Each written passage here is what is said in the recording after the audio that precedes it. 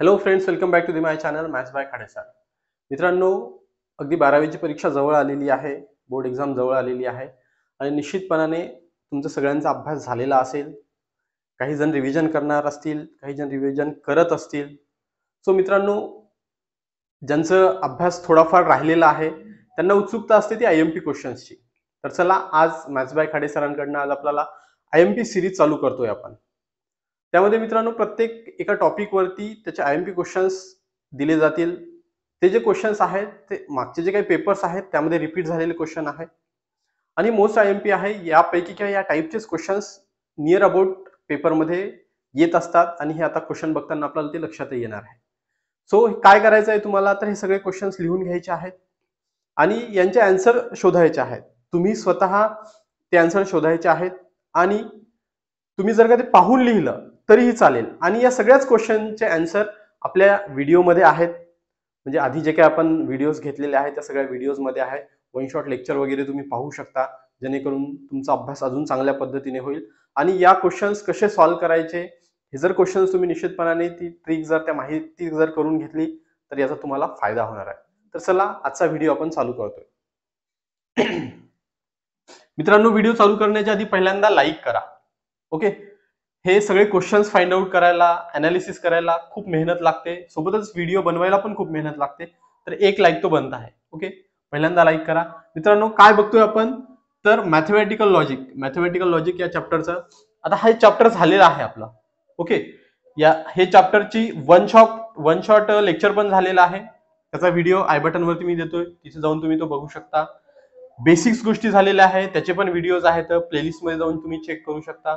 किंवा या टोटल चॅप्टरचे जे काही व्हिडिओज आहेत तेही प्लेलिस्ट मध्ये मी टाकतो किंवा डिस्क्रिप्शन मध्ये देतो, तिथे जाऊन तुम्ही ते बघू शकता. ओके, सो मित्रांनो, मॅथमॅटिकल लॉजिक हे टोटल चॅप्टर घेतलेलं आहे आपण.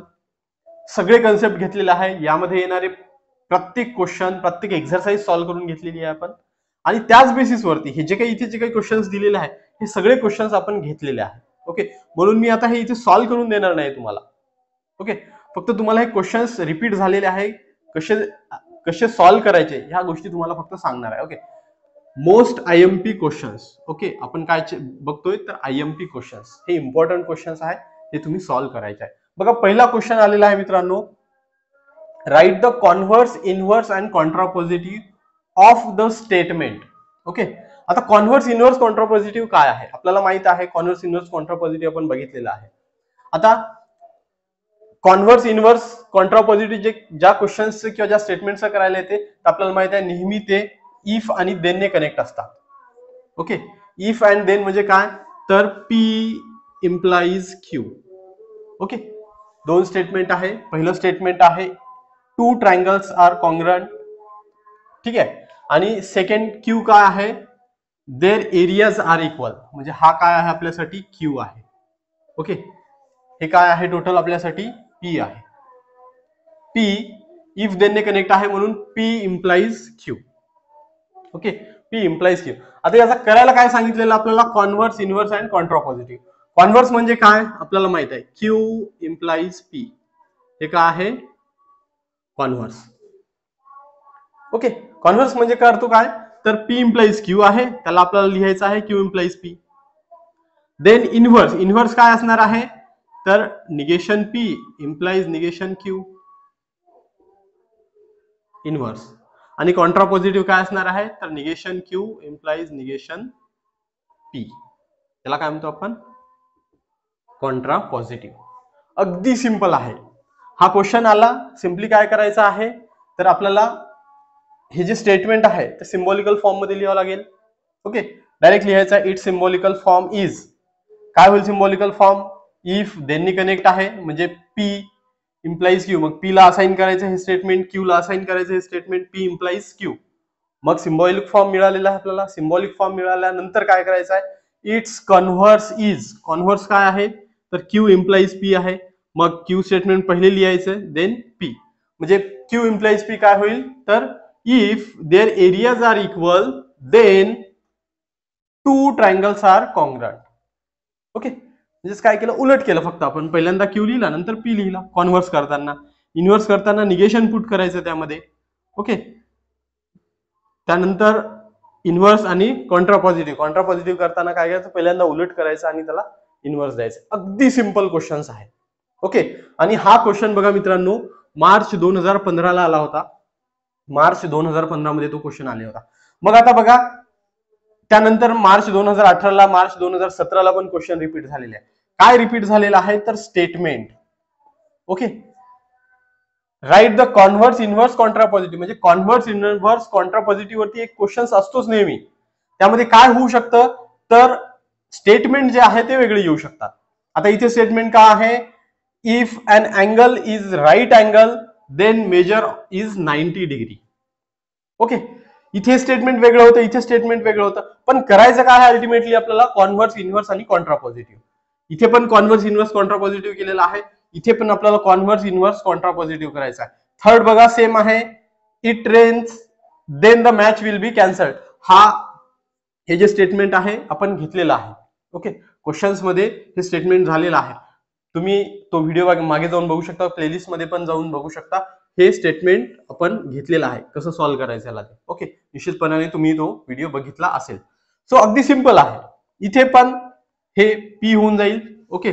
देन नंतर हा क्यू होऊन जाईल. मग P implies Q. Okay. Symbolical form काय आला, पी इम्प्लाइज क्यू. मग कॉन्व्हर्स करायचा, क्यू इम्प्लाइज पी. इन्व्हर्स करायचा, negation P implies negation Q. And the contrapositive negation Q implies negation P. अगदी सिंपल आहे. ओके. देन त्यानंतर बघा सेकंड क्वेश्चन. सेकंड क्वेश्चन मध्ये पण काय विचारलेलं आहे, state the converse inverse and contrapositive of the conditional statement. Same आहे. इथे write the converse inverse contrapositive सांगितलं होतं, इथे state the converse inverse contrapositive. थोडासा फिरून क्वेश्चन विचारलेला आहे. क्वेश्चन सेम आहे, करायचं तेच आहे आपल्याला, फक्त क्वेश्चन थोडासा फिरून विचारलेला आहे. आता इथे स्टेट म्हटलं तर म्हणजे काय वेगळं करायचं आहे का, नाही. इथे राईट म्हटलं तर काय वेगळं आहे का, नाही. दोन्हीचं मिनिंग सेम होतं आणि सेम आपल्याला तेच करायचं आहे. ओके. इथे दिलेलं आहे, if a sequence is bounded then it is convergent. हा क्वेश्चन 2020 ला, ओके, मार्च 2020 ला रिसेंट आलेला क्वेश्चन आहे. ओके. इथे अ सिक्वेन्स इज बाउंडेड हेही क्वेश्चन झालेला आहे आपला. Okay. Then it is convergent. यामध्ये पण आपल्याला कॉन्व्हर्स इन्व्हर्स आणि कॉन्ट्रापॉझिटिव्ह फाइंड करायचा. म्हणजे मित्रांनो एक लक्षात घ्या की कॉन्व्हर्स इन्व्हर्स आणि कॉन्ट्रापॉझिटिव्ह वरती एक क्वेश्चन नेहमी असतो, हमखास आहे. 101% हे लिहून घ्या आताच. कॉन्व्हर्स इन्व्हर्स आणि कॉन्ट्रापॉझिटिव्ह वरती क्वेश्चन येणार आहे. फक्त त्यामध्ये स्टेटमेंट चेंज होऊ शकतं. मग आपल्याला कॉन्व्हर्स इन्व्हर्स कॉन्ट्रापॉझिटिव्ह जर का फाइंड करता येत असेल तर स्टेटमेंट कुठलंही दिलं तरी आपण ते फाइंड करू शकतो किंवा ते सॉल्व्ह करू शकतो. ओके. सो हे डोक्यात ठेवायचं आहे, कॉन्व्हर्स इन्व्हर्स कॉन्ट्रापॉझिटिव्ह ते येणार म्हणजे येणार. ओके. देन नेक्स्ट बघा question number 3. Using truth table verify that. Okay. आता या टाईपचे क्वेश्चन येतात.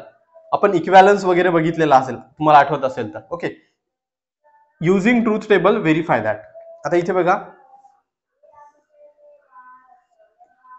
काय दिलेलं आहे, P and Q or negation P implies equivalent to P or negation Q. Okay. काय करायचं आहे आपल्याला, याचा ट्रूथ टेबल फाइंड करायचा आपल्याला. ओके. याचा ट्रूथ टेबल फाइंड करायचा आहे. ट्रूथ टेबल फाइंड केल्यानंतर आपण हे सगळे स्टेटमेंट लिहिणार आहे. त्यानंतर याला नंबरिंग करतो आपण, 1 2 3 जे काही कॉलम्स असतील त्याला. ओके. जे काही कॉलम्स असतील त्या सगळ्या कॉलमला नंबरिंग करतो. आणि ही साइड देन ही side, left side and right side मध्ये काय आहे, इक्वॅलन्स आहे. तर फॉर एक्झाम्पल हा 1 कॉलम जर असेल आणि हा 2 जर कॉलम असेल तर मग हे 2 कॉलम आपण चेक करतो. ओके. म्हणजे 1 कॉलम मध्ये सगळे टी जर असतील तर 2 कॉलम मध्ये पण सगळे टी यायला पाहिजे. म्हणजे हा टोटल एक कॉलम, हा टोटल एक कॉलम, यामध्ये सगळे टी जर आले असतील तर यामध्ये टी यायला पाहिजे. तेव्हा त्याला काय म्हणतो आपण, इक्वॅलन्स आहे म्हणून दाखवतो. ओके.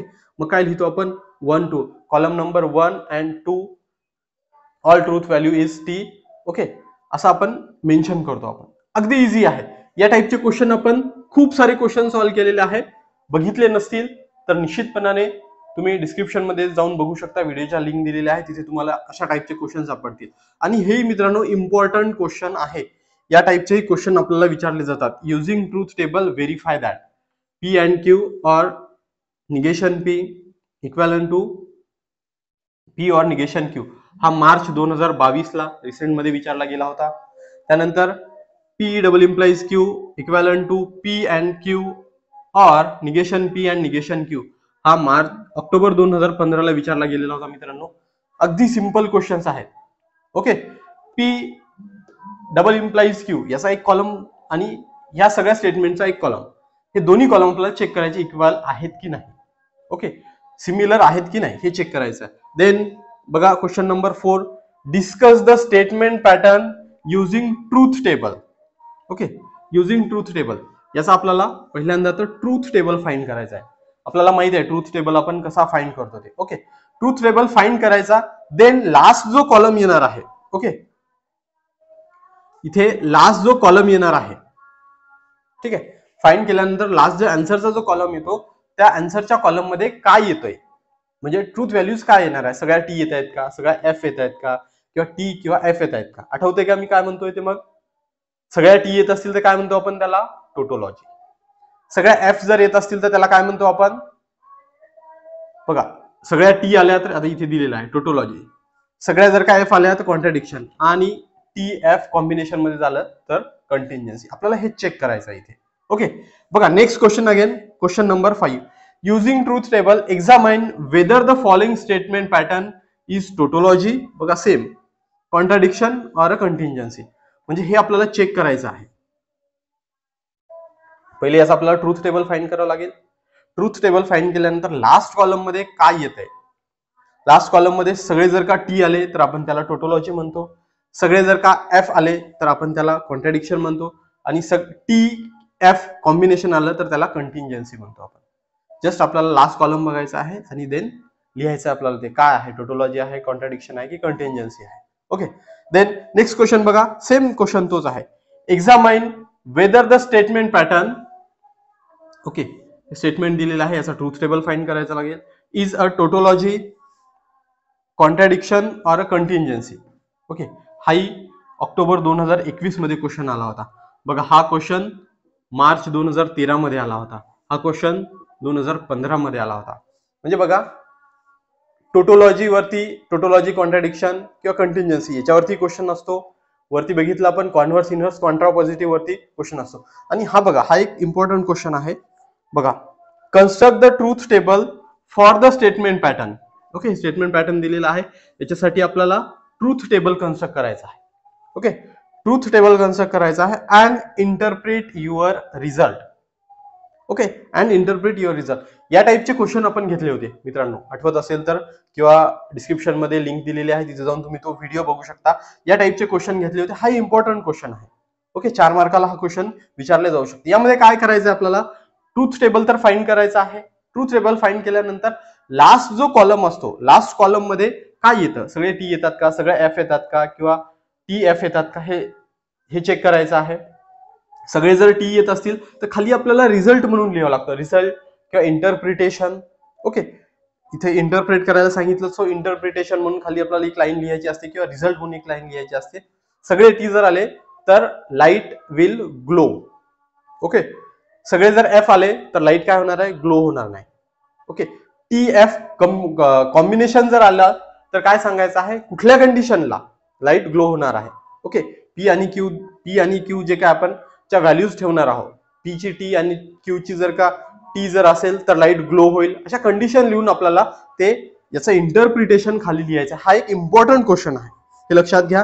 या टाईपचे क्वेश्चन केले नसतील तर, अभ्यास करताना सुटला असेल तर निश्चितपणाने या टाईपचे क्वेश्चन करून घ्या.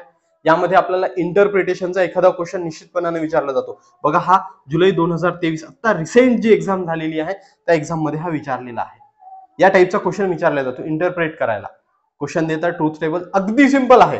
फक्त आपल्याला याचा ट्रूथ टेबल फाइंड करायचा आहे. ट्रूथ टेबल फाइंड केल्यानंतर जे रिझल्ट येणार आहे ते इंटरप्रेट करायचं आहे. फक्त काय येतंय ते सांगायचं आहे. टी जर आले तर लाईट ग्लो होतो, एफ जर आले तर ग्लो होणार नाही, किंवा मग टी एफ कॉम्बिनेशन जर आलं तर केव्हा टी असतो आणि ग्लो होतो, केव्हा एफ असतो, ग्लो होणार नाही. एवढंच लिहायचं आपल्याला, अगदी सिंपल आहे. निश्चितपणाने हे सगळे तुम्ही कॉपी करून घ्या, आणि याचा फायदा तुम्हाला मित्रांनो होणार आहे अभ्यास करताना, किंवा अभ्यास झालेला असेल तर कुठल्या गोष्टींवरती आपल्याला जोर द्यायचा आहे किंवा त्या पक्क्या करायच्या आहे, यासाठी याचा निश्चितपणाने तुम्हाला फायदा होणार आहे. सगळे क्वेश्चन्स तुम्ही सॉल्व्ह करा. ओके, सॉल्व्ह केल्यानंतर काय करायचं आहे, पाहून लिहिलं तरी चालते, काही प्रॉब्लेम नाही. पाहून लिहिलं तरी तुमची प्रॅक्टिस होणार आहे. पाहून लिहा आणि तुम्हाला जर असं वाटतं की ते मी चेक करून द्यावं तर तुम्ही मला आपल्या मॅथ्स बाय खाडे सरच्या ग्रुपवरती सेंड करू शकता, किंवा टेलिग्रामला आपलं चॅनल आहे तिथे, किंवा इन्स्टाला मला तुम्ही टॅग पण करू शकता. निश्चितपणाने मी ते चेक करेन आणि तुम्हाला काही करेक्शन असतील तर निश्चितपणाने सांगेल, किंवा कसं लिहायचं यामध्ये जर का काही चुका झालेल्या असेल, त्रुट्या झालेल्या असेल तर निश्चितपणाने मी तुम्हाला सॉल्व्ह करून देणार आहे. पहिल्यांदा हे सगळं कॉपी करा मित्रांनो आणि निश्चितपणाने हे क्वेश्चन तुम्हाला सॉल्व्ह करायचे आहे. ओके.